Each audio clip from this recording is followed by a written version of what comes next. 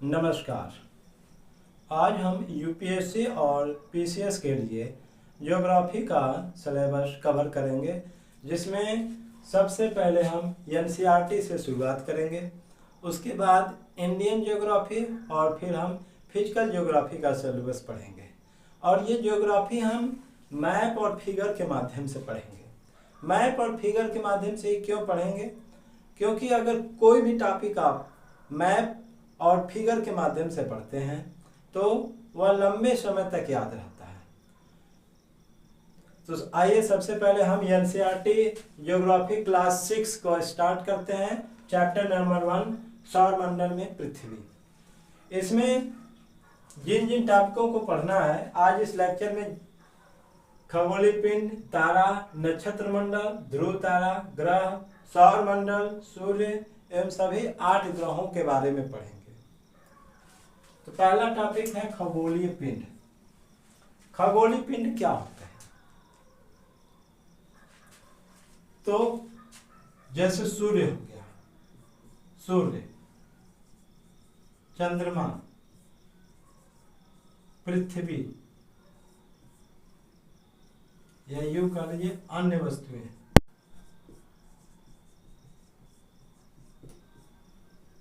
सूर्य, चंद्रमा एवं अन्य वस्तुएं जो रात के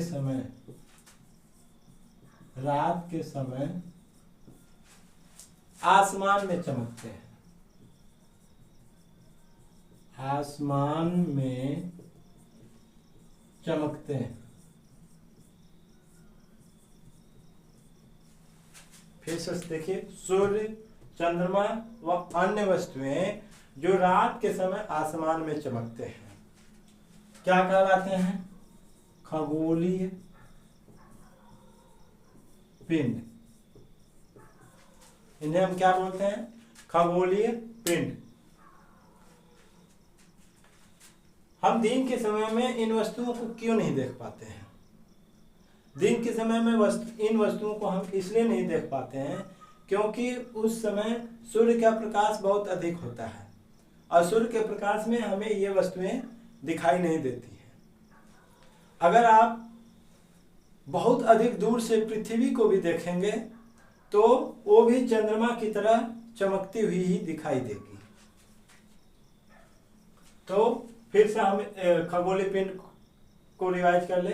सूर्य, चंद्रमा एवं अन्य वस्तुएं जो रात के समय आसमान में चमकते हैं खगोलीय पिंड कहलाते हैं।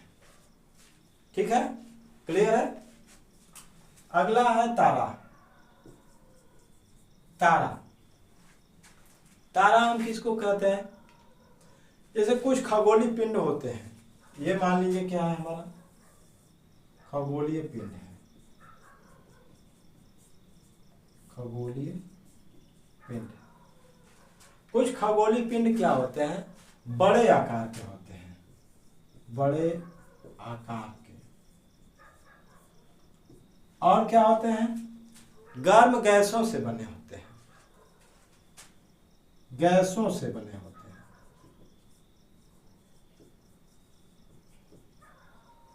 बड़े आकार व गर्म होते हैं, गैसों से बने होते हैं तथा इनके पास अपनी स्वयं की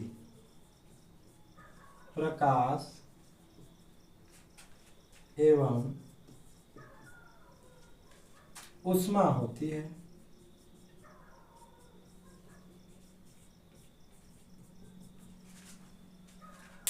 कुछ खगोलीय पिंड बड़े आकार के होते हैं, वो गर्म होते हैं, गैसों से बने होते हैं और इनके पास अपनी स्वयं की प्रकाश एवं ऊष्मा होती है, जिसको ये क्या करते हैं? उत्सर्जित करते रहते हैं। इस प्रकार के हम खगोलीय पिंड को क्या कहते हैं? तारा कहते हैं। इस प्रकार के खगोलीय पिंड को हम क्या कहते हैं? तारा कहते हैं। हमारा सूर्य भी क्या है? एक तारा है। सूर्य क्या है? एक तारा है। यह हमारी पृथ्वी से कितनी दूरी है? 15 करोड़ किलोमीटर की दूरी पर स्थित है। सूर्य भी क्या है हमारा, तारा है जो पृथ्वी से 15 करोड़ किलोमीटर की दूरी पर स्थित है, और यह सूर्य पृथ्वी के सबसे नजदीकी तारा है। तो तारा किसे कहते हैं? कुछ खगोलीय पिंड जो बड़े आकार के वह गर्म होते हैं, जो गैसों से बने होते हैं, जिनके पास अपनी स्वयं की प्रकाश एवं ऊष्मा होती है, इसे हम बोलते हैं तारा। ठीक है। अगला है नक्षत्र मंडल।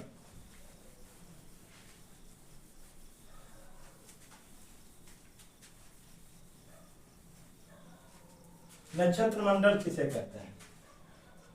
देखिए, आप जब रात में आसमान में देखेंगे तो तारों के विभिन्न समूह दिखाई देंगे आपको। मान लीजिए ये तारों के विभिन्न समूह हैं।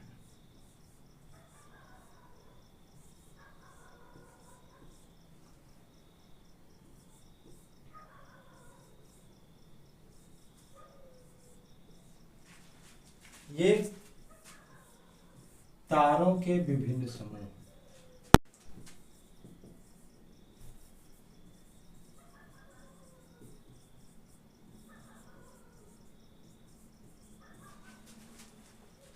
तो तारों के विभिन्न समूहों से जो हमारी आकृति बनती है, तारों के विभिन्न समूहों से जो आकृति बनती है, उसी को हम बोलते हैं नक्षत्र मंडल। वही हमारा क्या कहलाएगा? नक्षत्र मंडल। तारों के विभिन्न समूहों से बनी आकृति, तारों के विभिन्न समूहों से बनी आकृति, इसको हम बोलते हैं नक्षत्र मंडल। नक्षत्र मंडल के उदाहरण में जैसे अर्सा मेजर या बिग बियर। अर्सा मेजर या बिग बियर इसी प्रकार का एक नक्षत्र मंडल है। दूसरा क्या है? सप्तऋषि। सप्तऋषि यानी 7 तारों का समूह। 7 तारों का समूह, यह भी हमारा क्या है? नक्षत्र मंडल है। तो नक्षत्र मंडल किसको कहते हैं? तारों के विभिन्न समूहों से बनी आकृति को हम नक्षत्र मंडल कहते हैं। अर्सा मेजर या बिग बियर इसी प्रकार का एक नक्षत्र मंडल है। सप्तऋषि यह भी एक नक्षत्र मंडल है। तो नक्षत्र मंडल आपको समझ में आ गया होगा। अब हम अगले टॉपिक पे चलते हैं, ध्रुव तारा। ध्रुव तारा आप रात में आसमान में देखते होंगे कि उत्तर दिशा में एक तारा हमेशा विद्यमान रहता है। वह तारा हमेशा उत्तर दिशा में ही विद्यमान रहता है, जिसे हम ध्रुव तारा कहते हैं। प्राचीन समय में लोग दिशा का ज्ञान अर्जित करने के लिए इसी ध्रुव तारे का ही प्रयोग करते थे।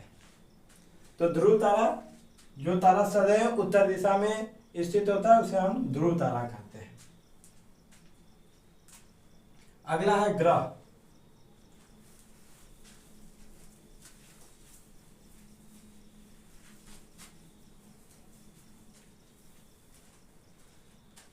ग्रह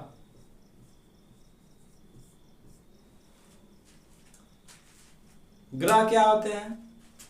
ग्रह भी क्या है? खगोलीय पिंड ही है। और ये कैसा खगोलीय पिंड है? इसके पास न तो स्वयं का प्रकाश है, न स्वयं की ऊष्मा है। न तो स्वयं का प्रकाश है, न स्वयं की ऊष्मा है। यह तारों के प्रकाश से प्रकाशित होता है।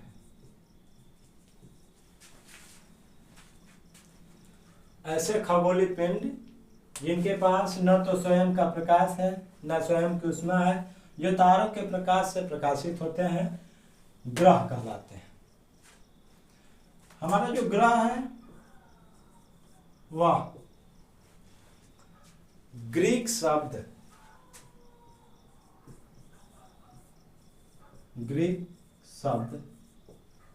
प्लेनेटाई से निकला है। प्लेनेटाई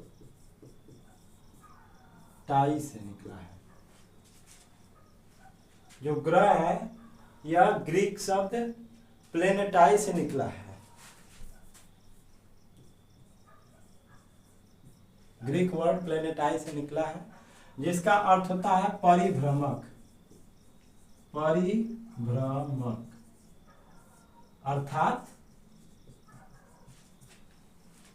अर्थात चारों ओर घूमने वाला। चारों ओर घूमने वाला यानी जो पिंड जिनके पास न तो स्वयं का प्रकाश होता है न स्वयं की ऊष्मा होती है, जो तारों के प्रकाश से प्रकाशित होते हैं, ग्रह कहलाते हैं। ग्रह ग्रीक शब्द प्लेनेटाई से निकला है, जिसका हिंदी अर्थ होता है परिभ्रमक, अर्थात चारों ओर घूमने वाला। समझ में आ गया? हमारे सौरमंडल में 8 ग्रह हैं। 8 ग्रह हमारे सौरमंडल में 8 ग्रह हैं। बुध, शुक्र, पृथ्वी, मंगल, बृहस्पति, शनि,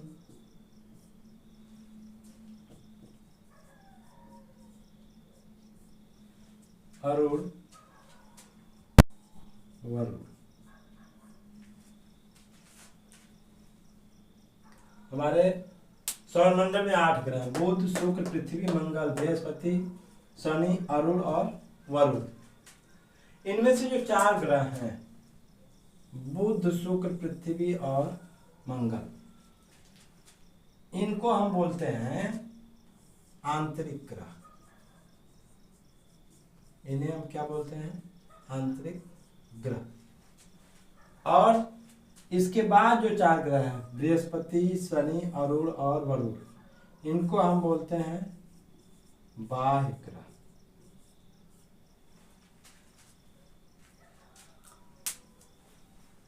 बुध, शुक्र, पृथ्वी, मंगल, इन चारों ग्रहों को बोलते हैं आंतरिक ग्रह, और बृहस्पति, शनि, अरुण और वरुण, इनको बोलते हैं बाह्य ग्रह। मंगल और बृहस्पति के बीच में एक क्षुद्र ग्रह की पट्टी पाई जाती है।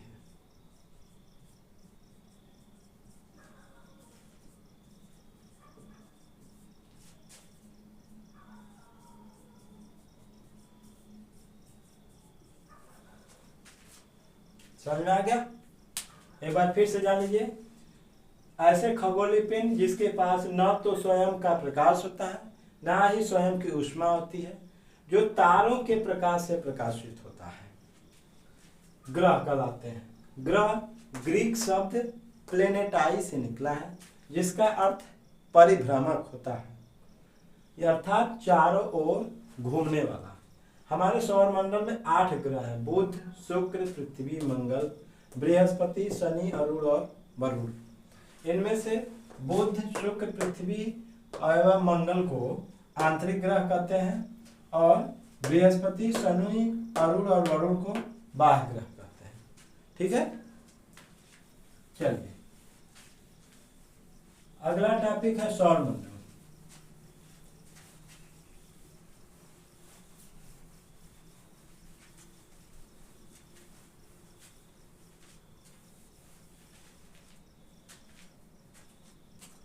सौरमंडल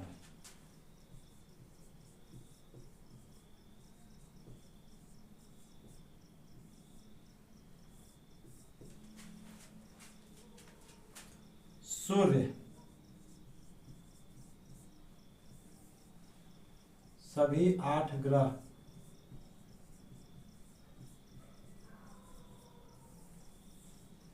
उपग्रह एवं अन्य खगोलीय पिंड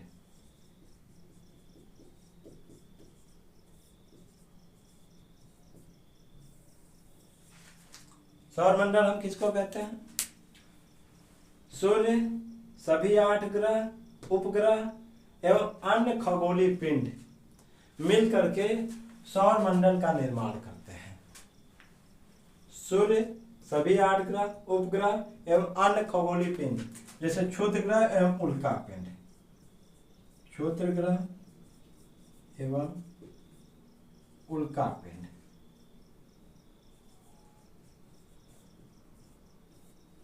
ये सभी मिल करके क्या बनाते हैं? सौरमंडल का निर्माण करते हैं। सौरमंडल का निर्माण करते हैं। और इसका मुखिया कौन होता है? सूर्य होता है। इसका मुखिया कौन होता है? सूर्य होता है।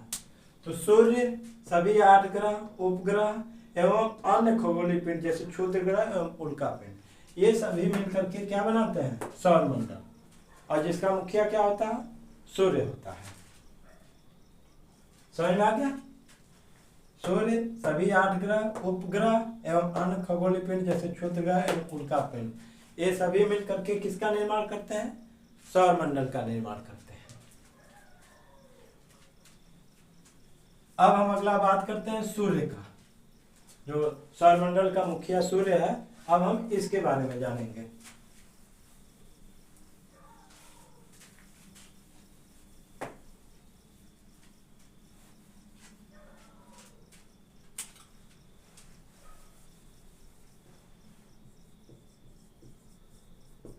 सूर्य ये है हमारा क्या? सूर्य।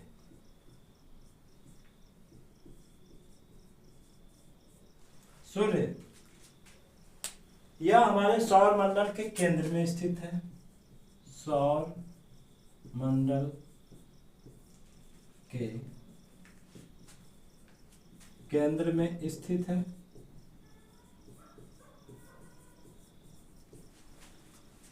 गर्म गैसों से बना है।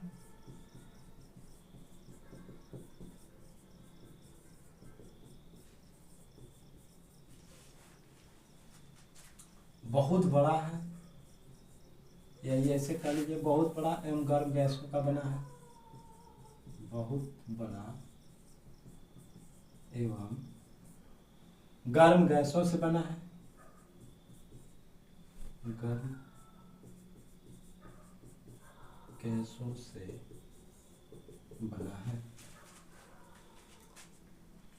सूर्य सौरमंडल के केंद्र में स्थित है। बहुत बड़ा एवं गर्म गैसों से बना है। इसका खिंचाव बल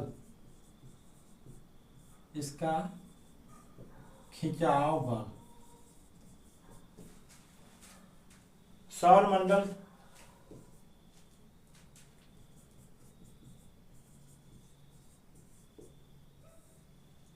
इसका खिंचाव बल इससे सौरमंडल को बांधे रखता है। इससे सौर मंडल को बांधे रखता है। यदि सूर्य का खिंचाव बल अधिक नहीं होता तो इससे सौरमंडल के सभी 8 ग्रह उपग्रह उल्कापिंड ये सभी जो है कि इससे बंधे नहीं होते बल्कि स्वतंत्र हो जाते हैं। लेकिन सूर्य का खिंचाव बल इतना अधिक है कि इससे सौरमंडल बंधा रहता है। सूर्य के बारे में फिर से जान लीजिए। सूर्य क्या है? एक तारा है और यह सौरमंडल के केंद्र में स्थित है। सौरमंडल का यह मुखिया है। बहुत बड़ा एवं गर्म गैसों से बना है और इसका खिंचाव बल इससे सौरमंडल को बांधे रखता है। और दूरी पृथ्वी से 15 करोड़ किलोमीटर दूर है।